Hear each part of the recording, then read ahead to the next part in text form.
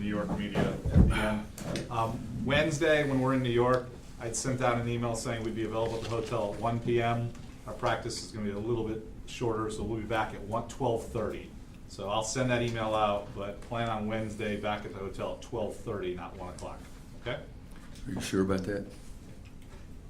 Yes. Only because Brad Federer told me to move it to 12:30. I'm not so sure. I'm Okay. serious. Because we have the court from 12 to 1:30. I said we'll be finished by 1 o'clock. I'm serious. I'm not trying to make you look bad in your group. Well, No, you've pretty much do. done that. We're there. You do. He normally I'll does get that back by to you on that Wednesday practice time. Thank you very much. Questions for Coach? Now, I'm just looking at the new itinerary, so we now, I'll be. Oh, now you're getting too far complicated. Okay. We'll deal No, with it. 11 to 12:10 is what the practice is at Brooklyn Center. 11 to 12:10, back at the hotel at 12:30. All right, then, guys. Some of us are confused with all get out because I don't think that's what I just We're told at you. 9:30 at the Barclays Center. For 45 minutes. Yeah. Yeah. But I had down that we started 11. I said, but I had. Excuse me. This is how the housekeeping. sausage gets made This here. is housekeeping BS. Okay. But I had down that we had practice from 11 to 12:30. No. Anyway, that's not what I told Brad. Perfect. We'll get it straightened out. We are organized. We may be. We may be. Get on We the may bus be. when they tell me to go. We may be stupid, but by God, we're organized. I can promise you that. But Somebody that's, please ask a question. yeah, let's get the hell out of this thing. Roy, do you have any kind of significant New York City memories, basketball memories, as it relates to either here or your time recruiting at times, either here at Kansas or anything? One of the greatest moments, was my second year. We were picked 8th in the Big 8. You've probably heard this before. And we win the preseason NIT and had the number 1 and number 2 teams in the country.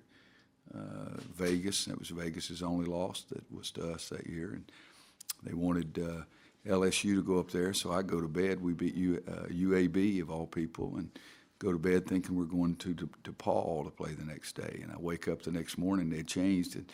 They're sending us to LSU. And we go to LSU. They're ranked number 2 in the country, and they wanted to make sure that LSU got there. And I told our team we were going to beat their rear ends. And we did. We were going to spoil the party. And so we went to New York, and then we beat Vegas, and that was their only loss of that year. And then we beat St. John's in the final. So 2 great things. One is at the press conference, they introduced me as Ron Williams. And I told my guys that my team was playing so well that let's keep playing like I think we're going to, and by the end of this trip, they'll know my blessed name. And then the second thing is that several years later, I was with a guy that's higher up of ESPN, and I told him I thought it was really better that they made brackets for the NIT, because in the old days you played, and then they decided who got the home game, and then they played, and you got, He said, yeah, it never worked out. We wanted to. One year we even sent some dog down to LSU, and they beat Shaq, and I said, you blankety blank, I was that dog. But no, that was a great time. But we've won some tournaments up there, and we've gotten beaten up there. And New York basketball is pretty important. Does it have a special feeling when you play up there in New York? During the game, I don't care if we're in any place. Started to say some things people would interpret as bad. I don't care. I like when I go out, I like for it to be warm. That's what I've said every year about where I wanted to go in the NCAA tournament. But during the game, no, it's just a game. And the New York crowd's different. You got to understand that. We were in NIT one year, and a guy I could reach around and touch was on my case the whole daggum game, and got into a little confrontation with the family members. And, but you just got to understand that part of it. But last time we were at the Barclays Center, Bryce, I got mad at him and set him down for 7 minutes and 45 seconds, and came back in and made 11 in a row. So if I can do that with one of our players this week, I'll do it again. Roy, you're an expert. How good is your team? We can't even decide what practice time. Barry, you got here late. What the heck you mean an expert? He missed that. you missed the best part. Go ahead. How good is your team? On that question, I'm not an expert. And I'm being very sincere. I've had several people say, oh, you're better this year than you were last year. And I'm saying, we don't have the one consistent great defender. We don't have rim protector, but we're making more shots. So which is more important? It depends on the game, you know, and we're making more three-point shots. We don't have that consistent, especially now with Kenny out. And Bryce, I don't know, maybe we're something that I bet you Steve can get this right. Check the number of blocked shots that Bryce had compared to our whole team this year. I mean, it's a big, big positive for you when you take away a lot of easy baskets from the other team, and we haven't done that this year. So to answer your question, I don't know, but I hope that you'll still be asking that question 4 weeks from now, because that'll mean we've had an awfully good 4 weeks. How many does our whole team have? The whole team has 107 blocks. That's probably more than Bryce had. He had 59. Yeah. So he had 59 blocks, and this year our leader is Kennedy with 32. But I mean, Bryce blocked shots that people thought they were laying it up and they were open. I mean, it was pretty impressive. What's your greatest concern in the postseason now compared to what it was a year ago at this time? I think I always have the same concern at this time of the year is let's stay healthy. That's the biggest thing. Let's stay healthy so our best players can play in postseason. And that's what I've thought about every year. Last year we ended the season on a great regular season on a great win at Duke. This time we had a great win here at home. I sort of separate the NCAA tournament and the ACC tournament and the NCAA tournament, and don't ever consider it a continuation. I did that last year. Let's go to New York and play as hard as we can play, and perhaps they'll let us stay around and play longer. And then when we have selection Sunday and we find out where we're going, I think we start a new tournament right then, and that's the way I've looked at it. Coach Krzyzewski said the other night after the game that the biggest difference between your team now when you guys played in Durham was Theo. And even though he says he doesn't have to shoot, he can just be so effective out there. He hasn't scored the last 2 games, but for a coach that likes a lot of scoring, how effective can a guy like that be there and be for you in that mix there? Well, his assist error ratio has just been off the charts. I think he was 7-2 or 7-1, 7-2 Saturday night. He makes plays. He is a playmaker. I'd like for him to score, and I'd like him to defend better and get all kinds of rebounds. But he is a playmaker, and that helps you in the big-time games because baskets aren't easy. And he helps you get some easy ones by his ability to pass and his ability to see things that some other people don't really do. So I think the biggest difference was twofold. You know, we had Isaiah.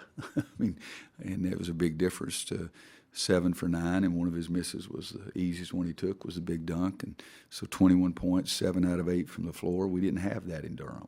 And Luke and Tony still provided us a great lift. Joel Berry was 5 for 5 from 3 in the first half. So I gave you 7 biggest differences right there. We just played better and made more shots, and they didn't make nearly as many as they made. They had some open shots yesterday. I mean, we guarded a bunch of them too. The best one we guarded, Luke made. Kennard made a big, tough 3 when we were right in his face, and he was off balance and everything. But they had some open ones that they missed this time. They didn't miss many of those in Durham. Roy, kind of piggybacking on Theo, what is it about his court vision? Is he somebody who maybe anticipates where you're supposed to be that kind of allows him to see the floor the way he does, or is he somebody who knows where you're supposed to be? So I think he knows where you're supposed to be, and he's not afraid. He's a risk taker. You know, I mean, he operates on the edge a lot. I don't mind that. You're going to turn the ball over sometimes when you're trying to make plays. Sometimes when you're so conservative, you don't ever make a play.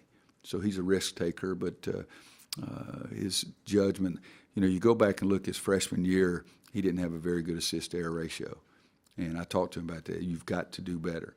And last year he was sensational, and this year he's been sensational as well. But and the other thing is that sometimes when he throws away, like come down the court and throw it across, he still doesn't see the defense.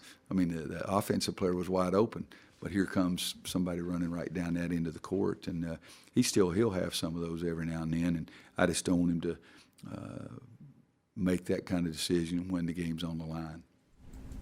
Roy, you came in second in Coach of the Year voting. I remember Gary Parrish wrote something about you being very unappreciated. Do you feel like you're underappreciated nationally as a head coach? No. You know, and Steve called me yesterday and told me I was second after we discussed all the good stuff. And, you know, that's, I like one thing. No, I like two things. I like two things. I like winning, and I like the way the kids make me feel about what we're doing. And if, you know, I don't know, Steve knows 2 or 3 or 4 or 5, whatever it is, National Coach of the Year things. But I've got 2 that sit at my house up on the shelf that are by far the best.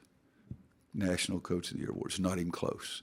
And it's the Wingfoot Award because they give it to the guy who won a national championship. Those are the 2 that every time I come in my house, if I've been gone half hour or 27 days, I walk by and see my rings are still there, and I see that those 2 trophies are still there. Now, they could take my pool table, my television, everything. I wouldn't even know it was gone. Yeah, they'd take the surfboards. I may see those when I was looking up to see but those 2 trophies, the Wingfoot Award, they give that to, they call it the Wingfoot National Coach of the Year Award, but it goes to the guy who won the national championship. That's the one I like to win. But no, it's, you know, I saw Gary's article and I appreciated it, but I like winning and we're doing okay. Roy, Justin very easily could have gone pro last year, but went through the combine, got feedback, came back, and of course is now Player of the Year. Is that kind of the ideal example of how the combine and draft process should work? I don't know that it was the combine because before he went, I told him the same thing that he got from the guys, you know, so he got the same information from our staff, but it makes it easier to talk to or to put up with what the agents say because all the agents say coaches will lie, they want to keep you and all this BS. But I told him what I thought before he went up there, and he went up there and they told him the same thing that I thought. I think it's always good for a young man to be able to get as much information as he can possibly get. And you'll always have people saying, well, you don't trust so-and-so or don't trust.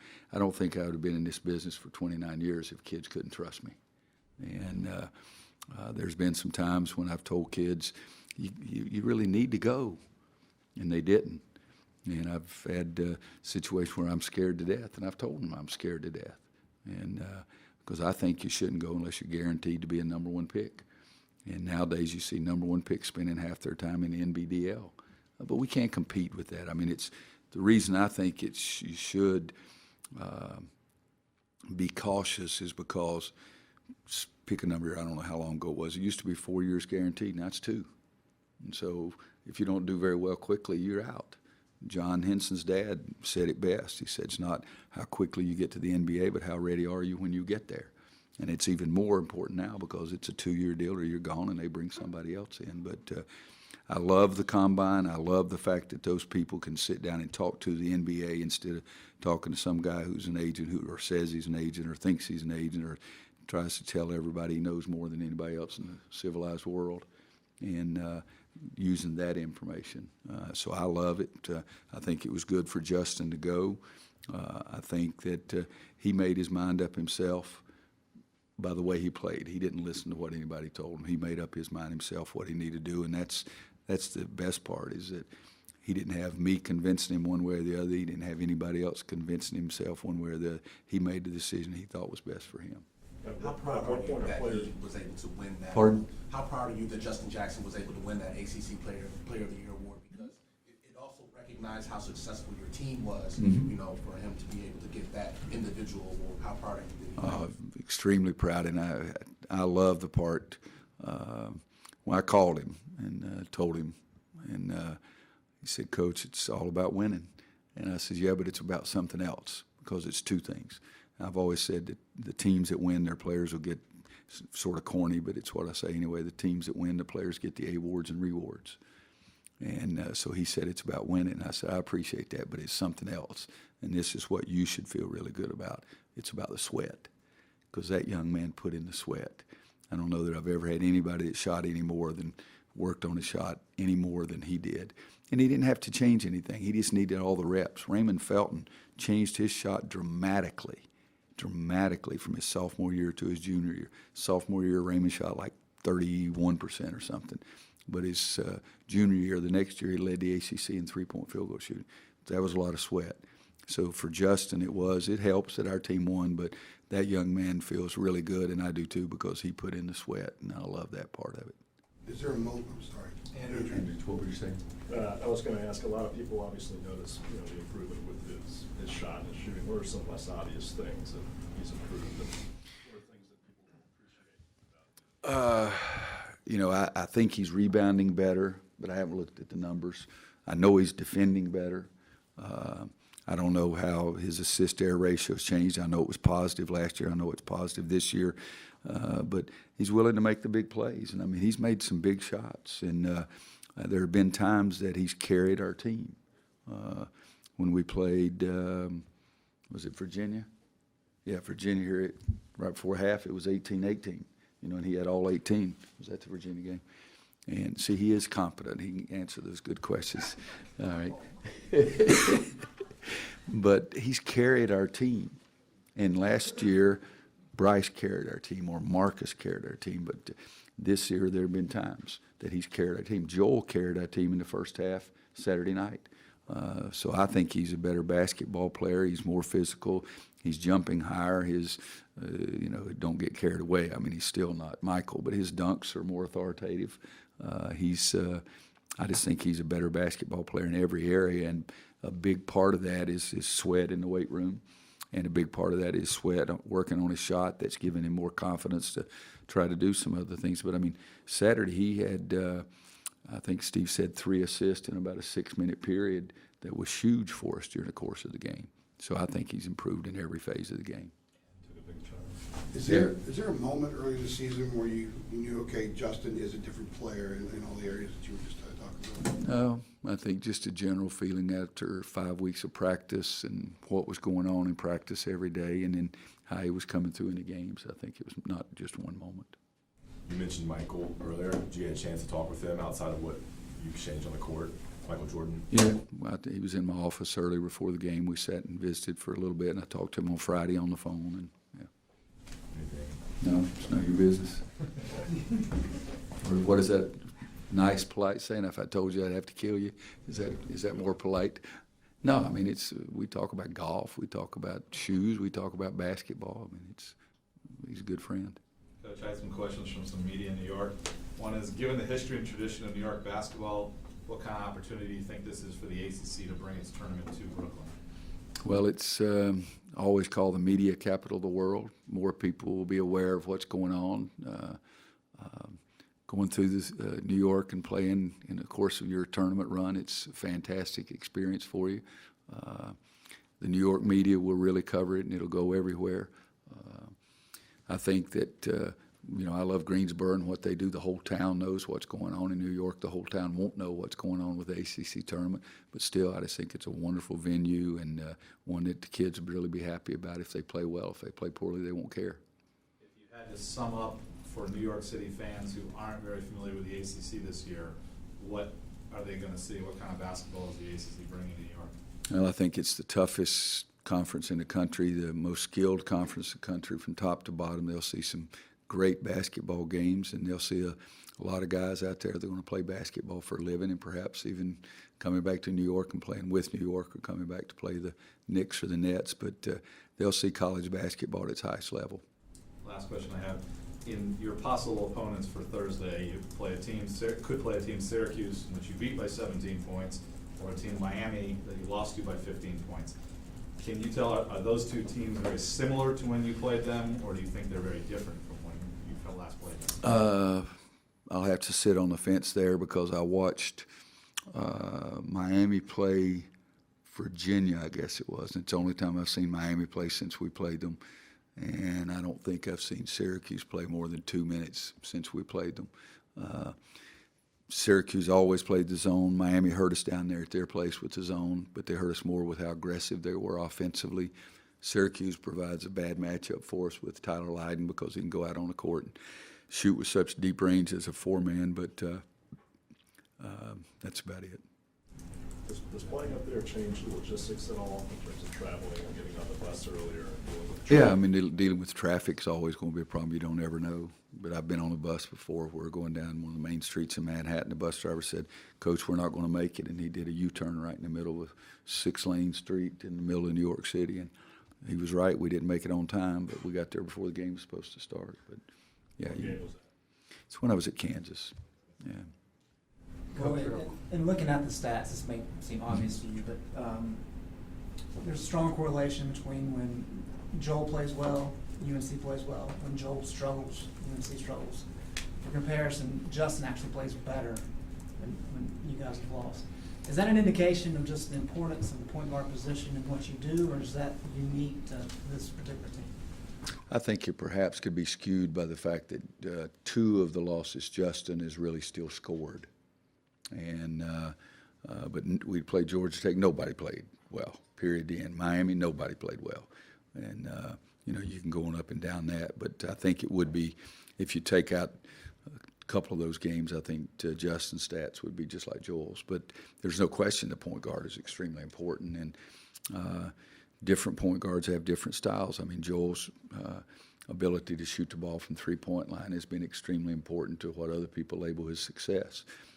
Kendall Marshall he didn't have any of those 5 three-point games, but his ability to pass and get shots for everybody else probably wouldn't show up quite as much as it does with Joel's three-point shots going in. But no, I think the point guard, big guy. You know, some people like the big guy, but you know, I've never coached a game in my life that I felt comfortable unless our point guard was really playing well. Coach, you mentioned the zone. How's your team improved against the zone this season in ACC play? Well, we shoot the ball better from three-point line. That's the biggest thing. We don't pass it inside nearly as well as we did last year. I mean, Bryce's passing inside against his zone at Syracuse was as good as I've ever had any big man. Here, when we played Virginia, we handled their double in the low post. When we played Virginia at Virginia, we didn't handle the double in the low post. But the biggest thing is you got to shoot the ball in the hole, and if you miss it, go rebound it. And I think we've done a good job of that for the most part. Roy, what does the phrase "the ceiling is the roof" mean to you? You know, this has gotten a lot of attention. I didn't even know about it until this morning.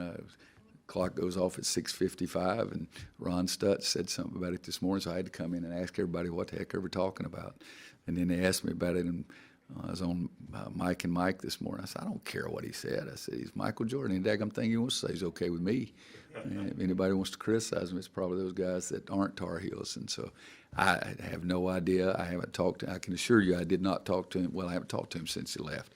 But I would assume that the phrase probably got mixed up with the sky's the limit and let it go at that. But it means nothing to me whatsoever.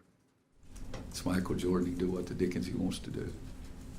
Thank you, everybody. Okay.